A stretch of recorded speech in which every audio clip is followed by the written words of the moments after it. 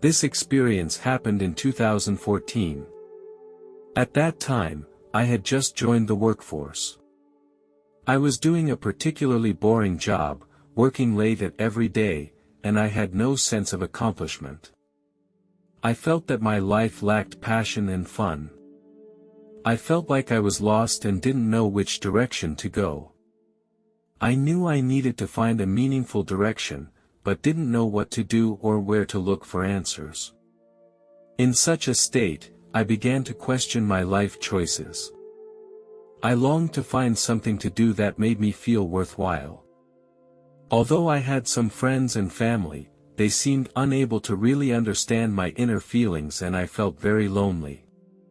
One day, I left work very late.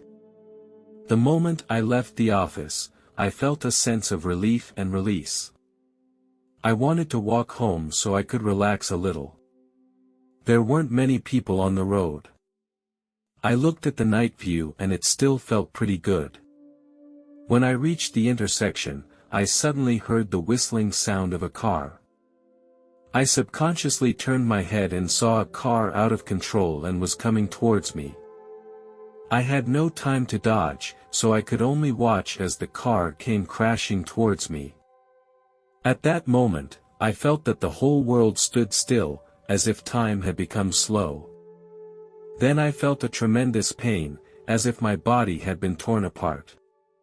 Before I could react, I couldn't see anything. I was taken to the hospital by good people.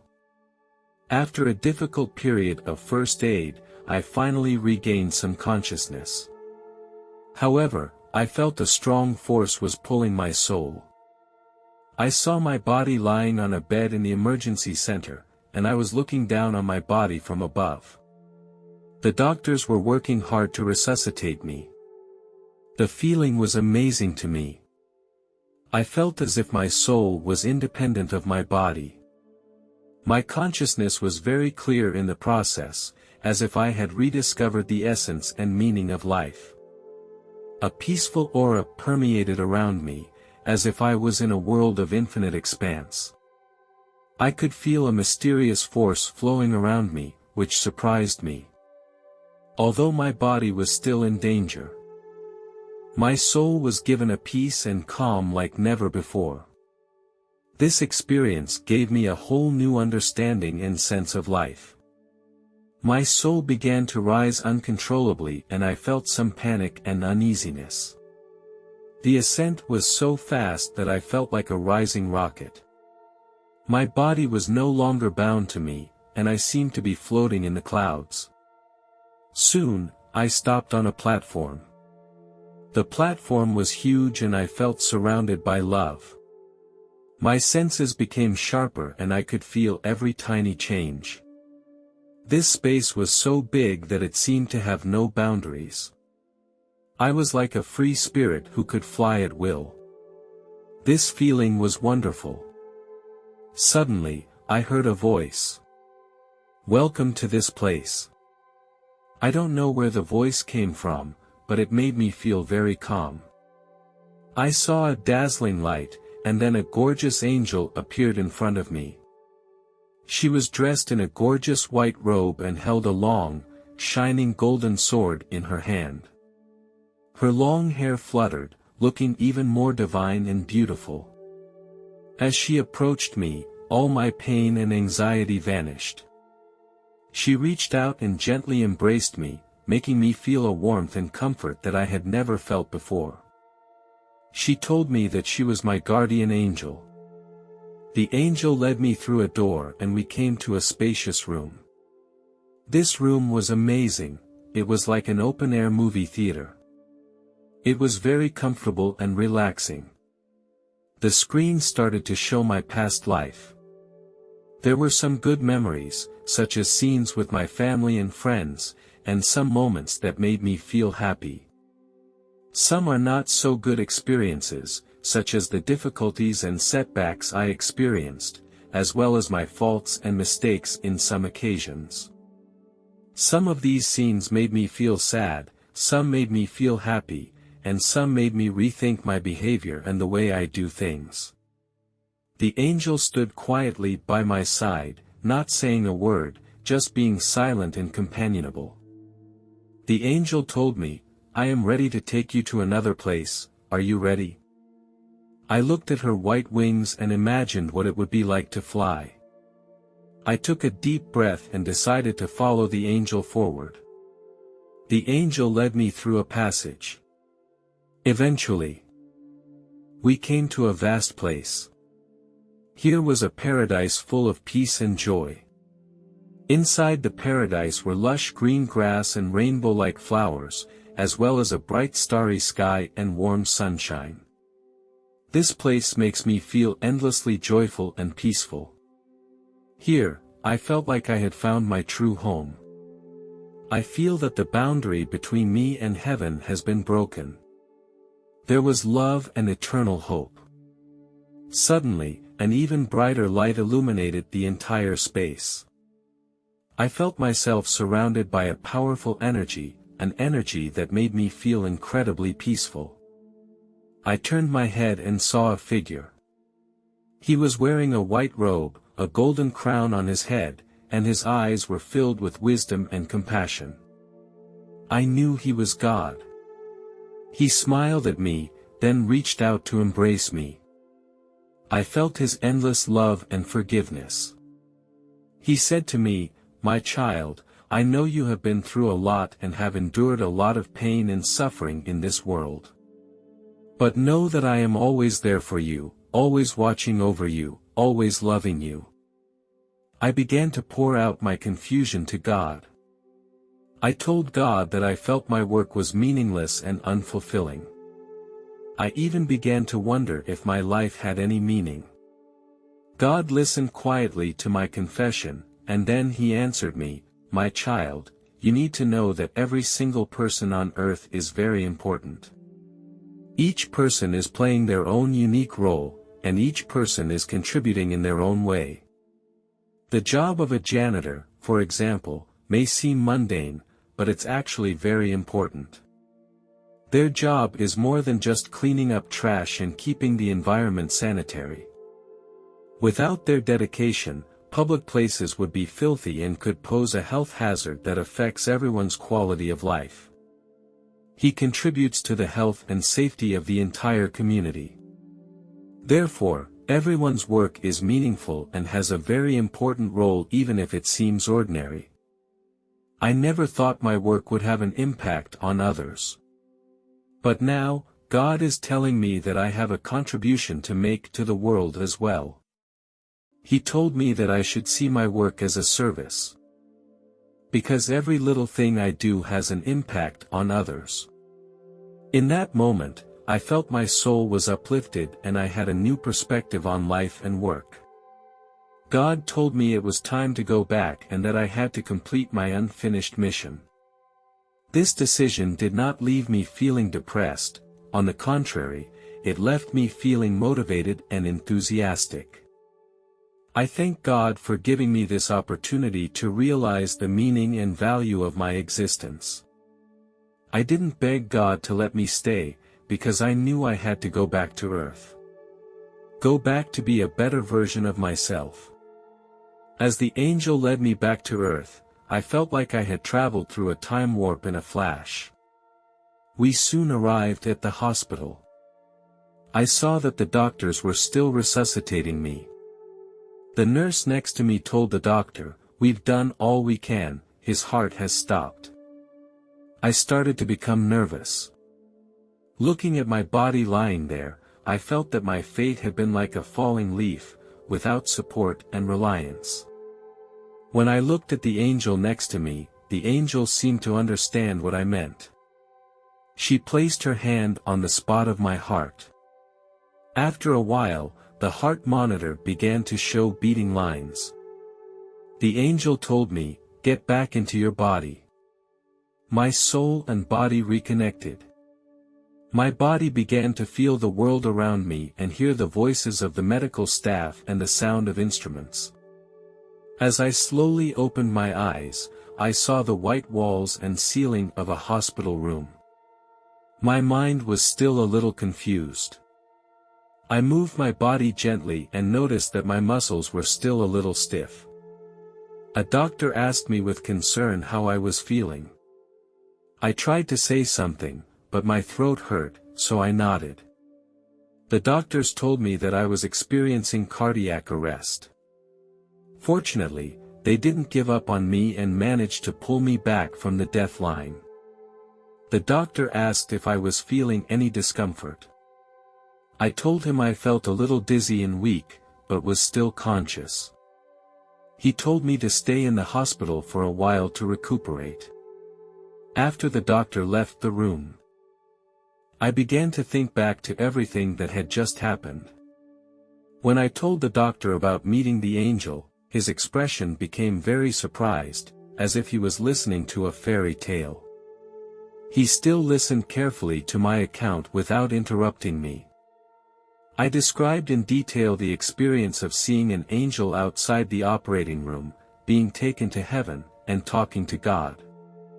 After listening to my narrative, the doctor was silent for a while, as if he was thinking about something. Finally, he took a deep breath. Then he told me that at that time in the operating room, my vital signs had disappeared and it looked like there was no hope. But, just at the moment he was about to give up, he heard a voice telling him not to give up and to hold on for 2 more minutes.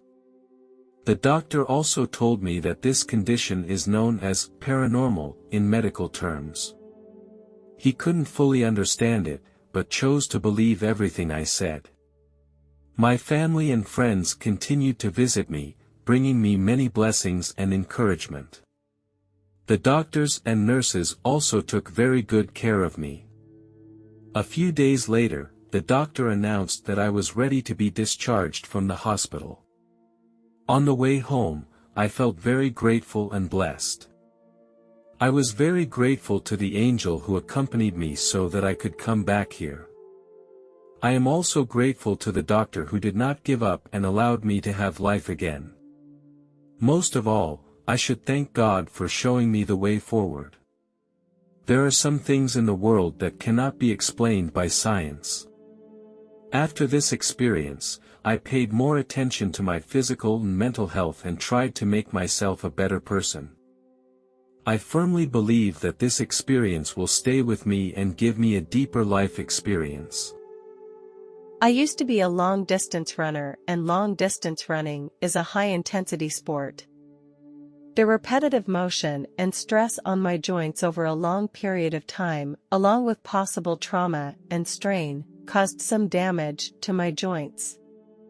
Over time, these injuries accumulated, causing degeneration and inflammation in my joints, which eventually developed into arthritis. My legs would often become painful and sometimes it was very difficult for me to walk. I was treated conservatively at first, but there was no improvement. During my treatment, I spent a lot of time in prayer and Bible study. Then the doctor suggested that I should have surgery this time, because the conservative treatment was not effective. We later set a date for the surgery. I contacted my family and asked them to pray for me. On the morning of my surgery, the nurse said to me that I was the most relaxed person she had ever seen before surgery. Upon entering the operating room, they gave me an anesthetic. My consciousness started to become fuzzy. After a while, I felt very uncomfortable. My heart started to become irregular and it felt like it was about to stop. My breathing also became more and more difficult, as if a force was preventing me from breathing. I tried to open my eyes, but I couldn't feel my body. I felt so scared that my body started to struggle constantly, but I couldn't control it. In the process, I realized that I was experiencing a severe physical reaction, possibly to a drug allergy or other complications. I hoped the doctor would act quickly to help me regain normal breathing and heartbeat. After a few more moments, the world went quiet and my pain disappeared. When I opened my eyes, I found myself on the ceiling of my room. I heard the doctor ordering the nurse to get more blood bags. My face looked pale. I knew it was my own body, but I didn't feel alarmed or worried. I made my way through the walls of the room and into the hospital hallway. I felt no resistance as I crossed the wall. While I was in the hallway, I noticed an elevator door open. A man rushed out. His anxiety caught my attention. He was wearing a black jacket, and he was carrying a briefcase. He walked hurriedly toward the operating room, slowing down at the entrance to the operating room. He was having a conversation with another doctor. I don't remember the content of their conversation, but I know the man was also a doctor. They were arguing, and the doctor was complaining about the doctor in the black coat. Suddenly, I started to go through the hospital ceiling, as if I were being pulled by some mysterious force. I continued to rise until I crossed the roof and found myself over the hospital. After I got out of the hospital, I started to go over the city at a faster speed. I was moving so fast that I should have felt the wind blowing past me, but I felt none of this. I entered a cave-like area where I moved quickly for some time. Then, a small bright light appeared ahead of me. I came into the light. I saw the back of a man ahead of me. I subconsciously thought I should follow him. He had very long hair and was wearing a long white robe of a coarse material, and he had sandals on his feet. He smiled and waved to me, inviting me to come closer to him. As I approached him, I felt an unspeakable joy and peace. I felt his presence was so kind and warm that I did not feel distant or unfamiliar with him. He welcomed me with open arms. Here, I reviewed my life with him. I saw something that made me feel proud. It was in my college days when I joined a volunteer organization. We would go to a nearby community every week to help the elderly and children there. I would clean their rooms, talk with them, and take the kids to play games with them. One time, I saw an old grandmother who hadn't been out for a long time because of her poor health, so I accompanied her to the park for a walk.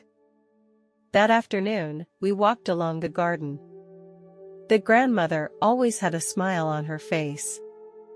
This experience gave me a deep sense of the joy and meaning of helping others. However, as we look back on my life, I also see a bad thing that makes me feel ashamed and remorseful. During my college years, I copied someone else's answers in an exam and ended up getting a good grade. When I saw this incident, I felt guilty and regretful. I knew I had cheated myself and my professors. When it was all over, I turned my head and looked at Jesus. His expression was gentle and forgiving, without reproach or praise. I felt a little nervous and worried, wondering what he thought of me. After a while of silence, Jesus suddenly spoke up and asked if I wanted to hang out with him. I felt a little surprised, but I also felt very happy. I replied, "Sure." We walked up a flight of steps, and before us was a gorgeous idyllic landscape. The meadow was full of bright flowers, which I had never seen before. There was a small river in the meadow. We came to the river, and on the other side I saw loved ones who had died. They were gathered together. I saw my father and grandfather first. They saw me, too, and they were as excited as I was. One of them I didn't recognize, but I later learned that it was my great-grandfather. He had passed away before I was born, so I had never met him. We communicated through telepathy. When I thought about hugging them on the other side of the river, Jesus told me that now was not the time. I followed him for another distance along the river. I saw a beautiful Greek-style building in the distance. It was vibrant white and had many steps leading up to it. There were huge columns in front of the door. Many people were wearing vibrant white robes. Jesus led me inside. Inside was like a huge library filled with books. "This is the library of heaven, in which are kept all the books of the world," Jesus said, pointing to the bookshelves around him. I was so surprised and excited that I walked over to the bookshelf and picked up a book at random. The words on the pages of the book gave off a strong glow that made me feel a surge of energy flowing out of the pages.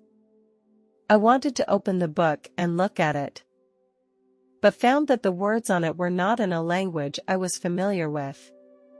Jesus seemed to see my confusion. "These books contain all kinds of knowledge, some of which you cannot understand at the moment. Here you can learn anything you want to learn." I continued to rummage through the bookshelves and found a book filled with musical notation.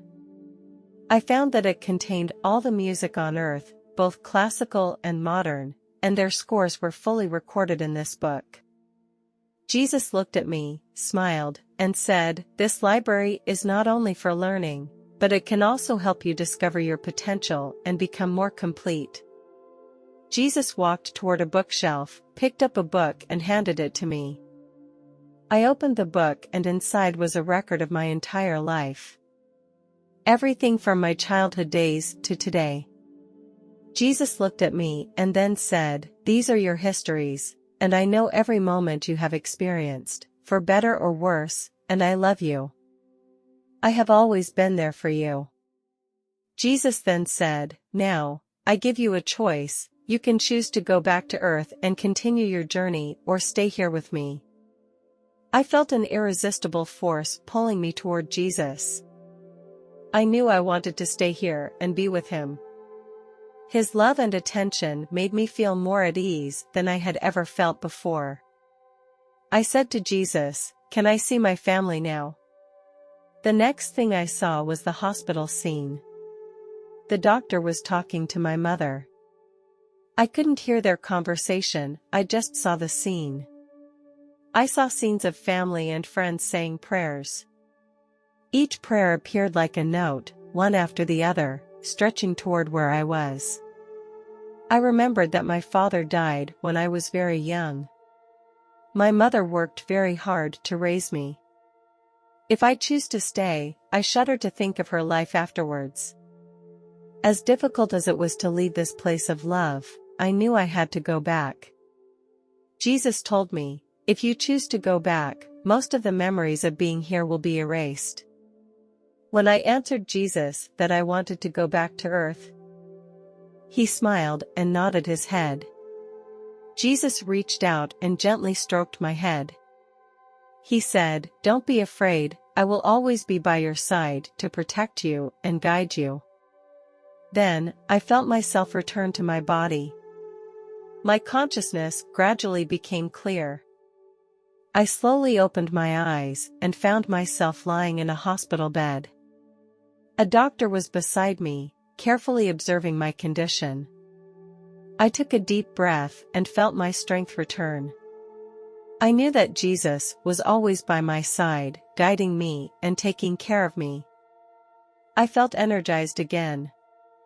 I knew that my experience was completely real. The love of Jesus stayed with me during those weeks. I was in the hospital for 12 days after the surgery, first in the ICU and then in the general ward. I was completely confident that I would recover because I knew I was back here for a reason. I still remember how surprised I was when the doctor who saved me came to visit me for the first time. We had never met before that time, and he was the doctor in the black jacket. This doctor was very welcoming. Shortly after I returned home, I shared my experience with my mother. I told her that my soul left my body while I was undergoing surgery. I saw the doctor with the black jacket in the hallway. When I shared my experience in heaven with my mother, she began to doubt what I was saying and didn't seem to believe that I had actually experienced it.